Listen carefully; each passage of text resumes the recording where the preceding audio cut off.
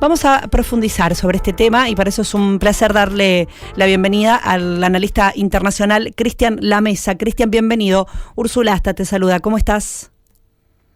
Hola Úrsula, un placer estar nuevamente con vos y con la audiencia de la radio. Bueno, igualmente, muchísimas gracias, Cristian. Estamos pensando un poco el contexto de este plan de paz, de estos 28 puntos presentados por Donald Trump en torno a la crisis ucraniana.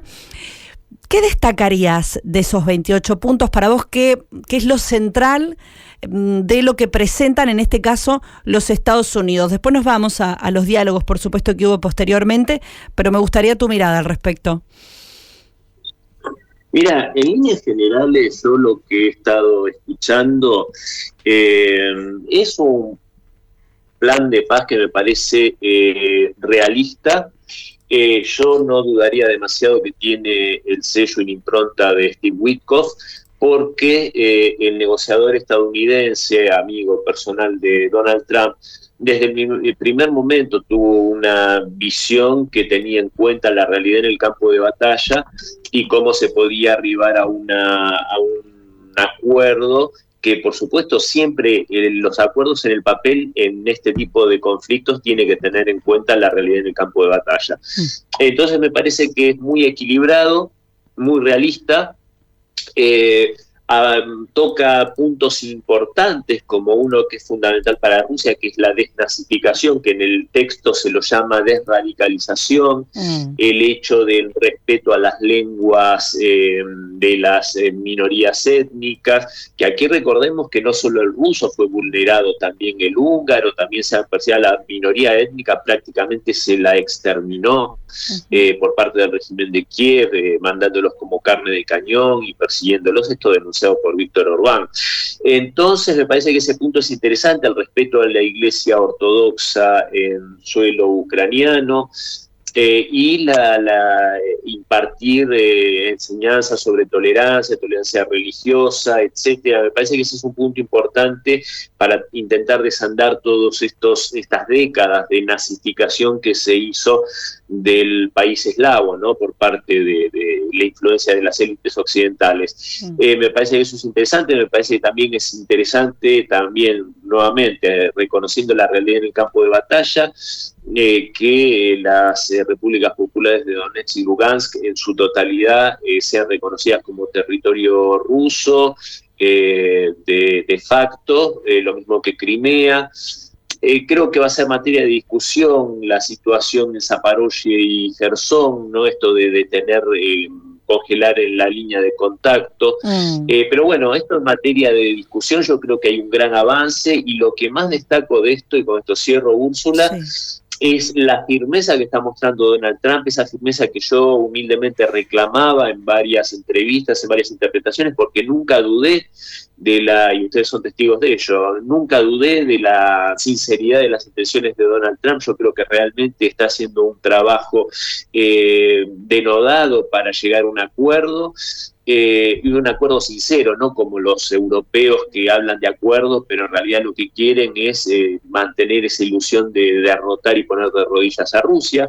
Y yo creo que en este momento tal vez estos escándalos de corrupción que casualmente, entre comillas, salen a la luz ahora, que es algo que muchos sabíamos desde hace años, pero yo creo que de alguna manera Donald Trump ha logrado poner entre la espada y la pared a este corrupto que es Volodymyr Zelensky.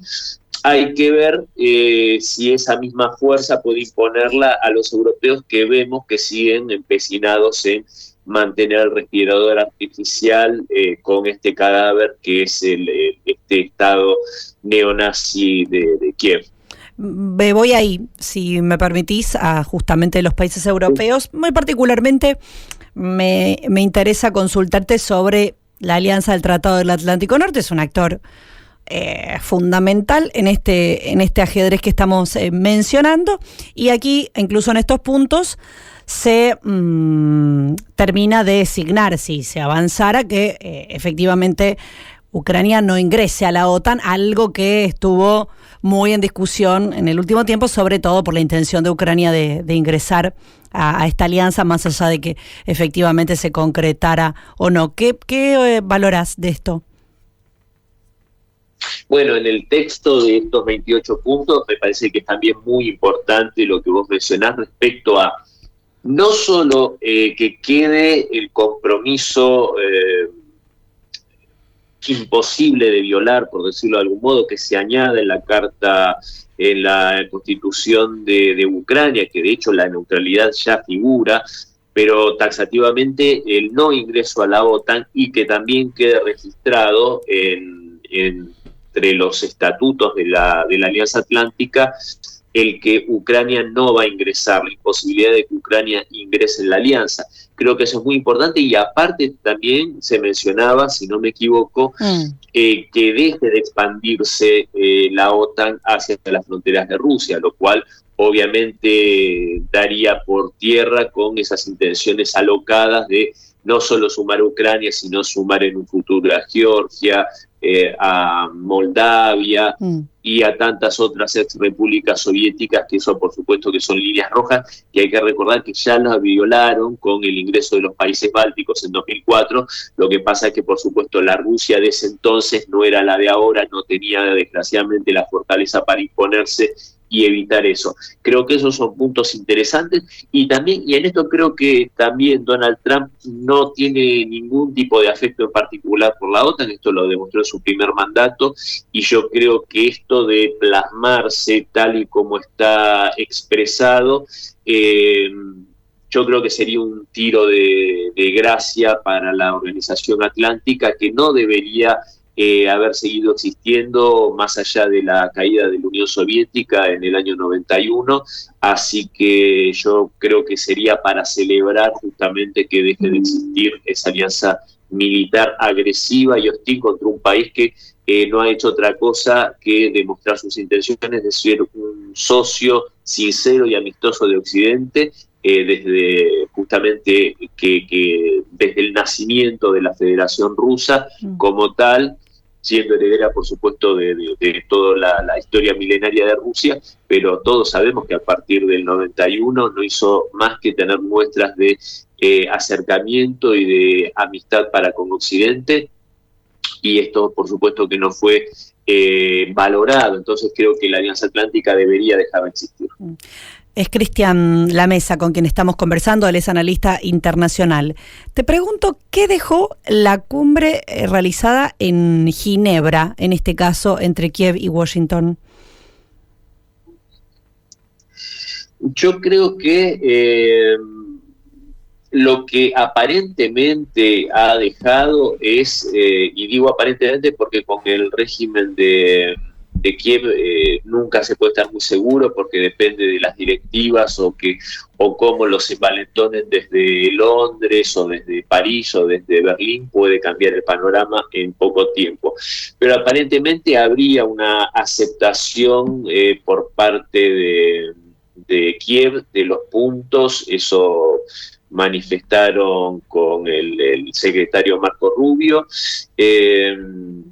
Yo creo que eso sería lo más trascendente. Esto obviamente, hay un punto también que es muy importante acá y muestra un poco la desfachatez de este régimen corrupto y mafioso de Kiev, que había un punto, un apartado que hablaba de una auditoría profunda de todos los dineros que se le otorgaron a este régimen, como para ver los casos de corrupción. Ese paradójicamente es el punto que aparentemente más irritó a los funcionarios de Kiev, y bueno, aparentemente hubo una negociación y se quitó eso y se lo habría sumado todos los crímenes de corrupción a la amnistía general, esa que se daría para todas las partes, con lo cual yo no descartaría que esto haya sido una moneda de cambio para obtener justamente la firma de este acuerdo de paz, que sin duda va a tener que ser, ese es otro punto interesante, la obligatoriedad de realizar elecciones en los 100 días posteriores, y que esto va a tener que ser refrendado por el nuevo gobierno sin ninguna duda, porque sabemos que la legitimidad de Zelensky está muy cuestionada, porque hoy por hoy ya no es un presidente legítimo. Pero creo que, repito, acá el punto fundamental es si se logra doblegar a los europeos. Se pudo escuchar a Merz en unas declaraciones realmente desopilantes, si no me equivoco, desde Sudáfrica en el G20, diciendo que Estados Unidos perdió mucho protagonismo, que tiene un protagonismo mínimo actualmente, declaraciones que no creo que vayan a ser del agrado de Donald Trump. Pero bueno, un envalentonamiento, declaraciones de Kaja Kallas. Yo creo que estos personajes, estos globalistas y guerreristas, no se van a resignar fácilmente.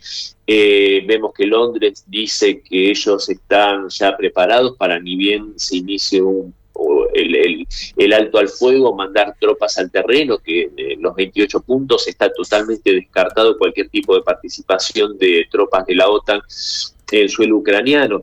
Entonces yo creo que tienen toda la disposición a embarrar la cancha, como decimos en nuestro país, y ahí yo creo que vía sanciones o no sé de qué mecanismo podrá articular Donald Trump, pero yo creo que el desafío grande lo tiene por delante con ellos, porque el segundo paso posterior a esto, y también está cuando se ve el tema de cómo articular los fondos soberanos rusos que están congelados, etcétera, claro.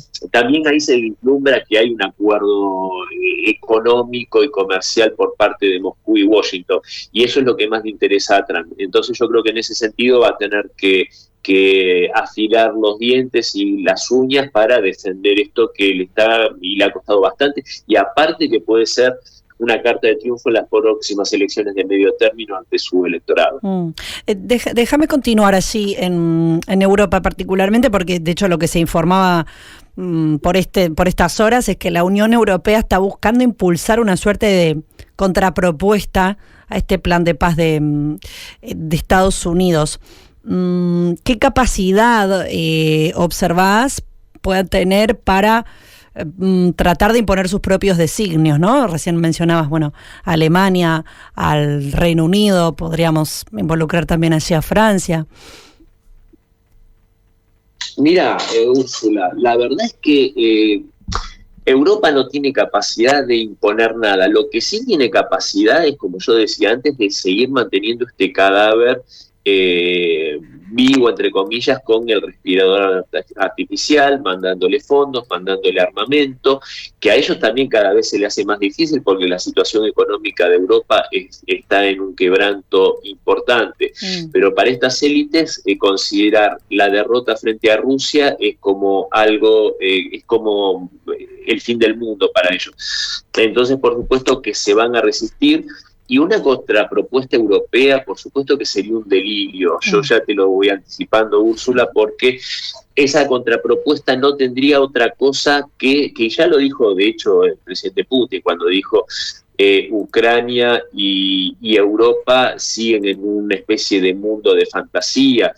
El mismo presidente Trump dijo en cuanto a Ucrania que no daban las más mínimas muestras de agradecimiento a todos los esfuerzos estadounidenses. Y yo creo que una contrapropuesta de Europa sería algo tan delirante como que Rusia se tiene que retirar de todos los territorios liberados, Rusia tiene que retirarse de Crimea, Rusia tiene que pagar todas las reparaciones que se les ocurran a ellos, porque ya de hecho deslizaron eso, que Rusia tenía que, dijeron algo así, no me acuerdo si fue Kaja Kallas, que en realidad tendría que decir Kaja Tonta, pero bueno, esta mujer que dijo que los fondos soberanos rusos que están congelados tienen que seguir de esa forma hasta que Rusia pague todas las reparaciones que tiene que pagar. A ver, se está hablando como si fuera el bando perdedor cuando los que están derrotados son Ucrania y Europa. Entonces, una propuesta por parte del viejo continente, sin duda, Úrsula, que va a ser un delirio incomprensible. Ahí está la habilidad, la fortaleza, el carácter de Donald Trump para poder imponer la realidad y poder plasmar estos 28 puntos que seguramente van a tener alguna modificación. Eso no sería de extrañar, porque en toda negociación, por supuesto que hay diálogos y hay idas, vueltas, uno cede un poco. el Kremlin lo dijo, que mucho de esto se había hablado incluso antes de Alaska, muchos de estos puntos, por eso yo hablaba lo de Witkoff, sí. Y lo que marcaba el Kremlin es que, por supuesto que Rusia hace alguna concesión, porque es algo que de hecho le pidió a Estados Unidos, y es lógico, porque Estados Unidos también tiene que mostrarse como un negociador que trata de despegarse con esto famoso que dice Trump de esta no es mi guerra, esta guerra no hubiese sucedido, incluso Rusia le da la razón que esta guerra no se hubiese iniciado si Donald Trump hubiese sido presidente y si no le hubiesen robado la reelección.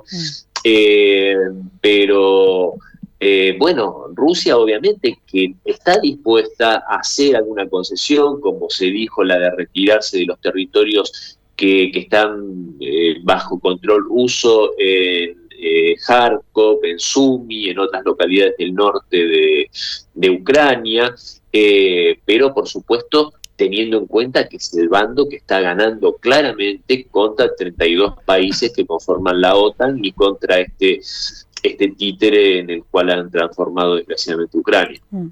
Cristian, muchísimas gracias por este ratito, como siempre, con Radio Sputnik, por pensar un rato acá. Seguramente seguimos más adelante. Un abrazo enorme.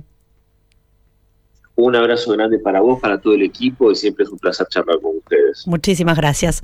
Hablábamos en este caso con el analista internacional Cristian Lamesa sobre la situación posterior a la presentación de estos 28 puntos presentados por los Estados Unidos en torno a la crisis ucraniana, lo que dejó el encuentro de Ginebra entre Kiev y Washington, al mismo tiempo que conversamos sobre, por supuesto, la postura del Kremlin, la conversación que hace un ratito tenían Vladimir Putin y el turco Erdogan al respecto también. Algunos aspectos para pensar lo que sigue, lo vamos a seguir haciendo, por supuesto. Viajamos con Sputnik alrededor del mundo.